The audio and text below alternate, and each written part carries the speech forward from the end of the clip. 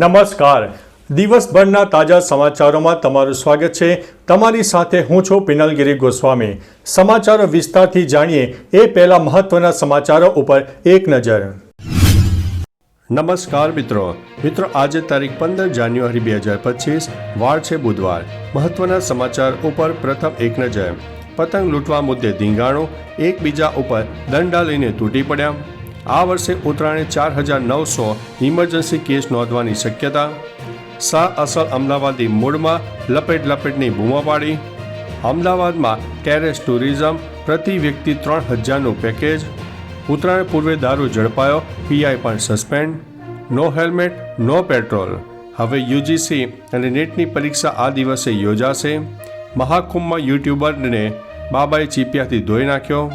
હવે તૈયાર રહેજો, 3 થી 4 ડિગ્રીનો ઘટાડો થયો. અને ઈપીએફઓ ખાતા ધારક માટે ઉત્તમ સુવિધાના સમાચાર સામે આવ્યા છે.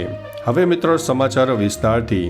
ઈપીએફઓ જૂન 2025થી તેના ખાતા ધારક માટે સ્વપ્રમાણન સુવિધા લાવવા માટે જઈ રહ્યું છે.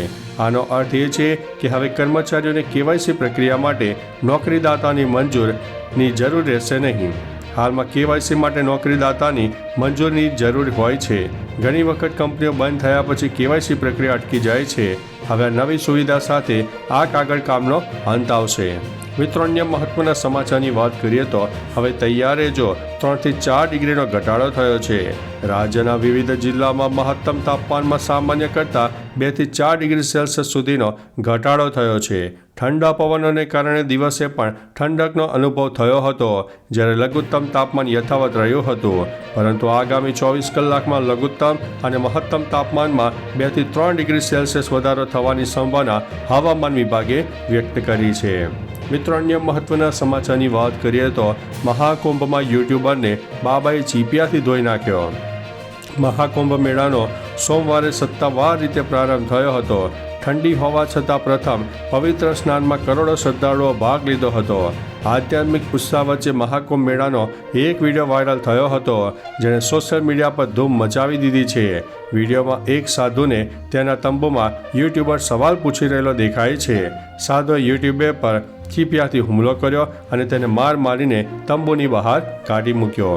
મિત્રો, અન્ય મહત્વના સમાચારની વાત કરીએ તો હવે યુજીસી નેટની પરીક્ષા આ દિવસે યોજાશે. 15 જાન્યુઆરીના રોજ યોજાનાર યુજીસી નેટનું પેપર મુલતવી રાખવામાં આવ્યું છે. હવે એનટીએ આ પેપર માટે નવી તારીખો જાહેર કરી છે. આ પરીક્ષા હવે 21 અને 27 જાન્યુઆરી 2025ના રોજ લેવામાં આવશે. અગાઉ નિર્ધારિત તારીખોએ પરીક્ષા યોજાઈ શકી ન હતી, કારણ કે પોંગલ, મકર સંક્રાંતિ અને અન્ય મુખ્ય તહેવારો આ તિથિઓ પર આવતા હતા. સુધારેલા પ્રવેશકાળ ટૂંક સમયમાં સત્તાવાર વેબસાઇટ ugcnet.nta.ac.in ઉપર ઉપલબ્ધ કરાવવામાં આવશે. મિત્રો, અન્ય મહત્વના સમાચારની વાત કરીએ તો નો હેલ્મેટ નો પેટ્રોલ. બરેલી જિલ્લામાં નો હેલ્મેટ નો પેટ્રોલની નીતિ લાગુ કરવામાં આવી છે. હવે હેલ્મેટ વગર પેટ્રોલ પંપ પર પેટ્રોલ નહીં મળે. સોમવારે ટ્રાન્સપોર્ટ કમિશનરના આદેશ બાદ ડીએમ રવિન્દ્ર કુમારે બરેલી જિલ્લામાં સરકારની નો હેલ્મેટ નો ફ્યુઅલ નીતિનો કડક અમલ કરવાનો આદેશ આપ્યો છે. બધા પેટ્રોલ પંપ ચાલકોને આદેશ આપવામાં આવ્યો છે કે ડ્રાઈવરની પાછળ બેઠેલી વ્યક્તિએ હેલ્મેટ પહેર્યું ન હોય તો તેને પેટ્રોલ ન આપવું. મિત્રો, અન્ય મહત્વના સમાચારની વાત કરીએ તો ઉત્તરાયણના પૂર્વે દારૂ ઝડપાયો છે, પીઆઈ પણ સસ્પેન્ડ થયા છે. સ્ટેટ મોનિટરિંગ સેલ દ્વારા નરોડા પોલીસ સ્ટેશન હદમાં રેડ કરવામાં આવી હતી. આ રેડ દરમિયાન 14.65 લાખનો વિદેશી દારૂનો જથ્થો મળી આવ્યો છે.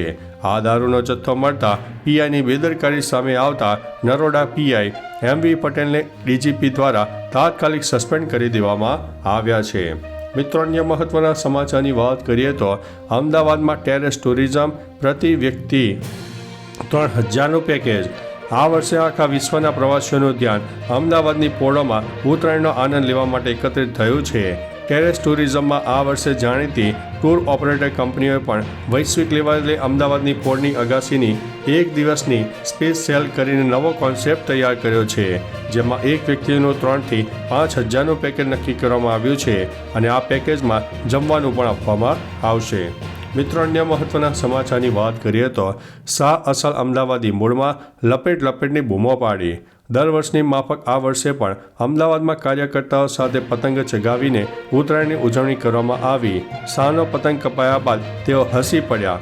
પતંગબાજી સમયે શાહનો અમદાવાદી મિજાજ જોવા મળ્યો. પતંગ ચગાવતી સમયે જ વચ્ચે અન્ય પતંગની દોરી આવતા દાંતથી કાપીને દૂર કરી હતી.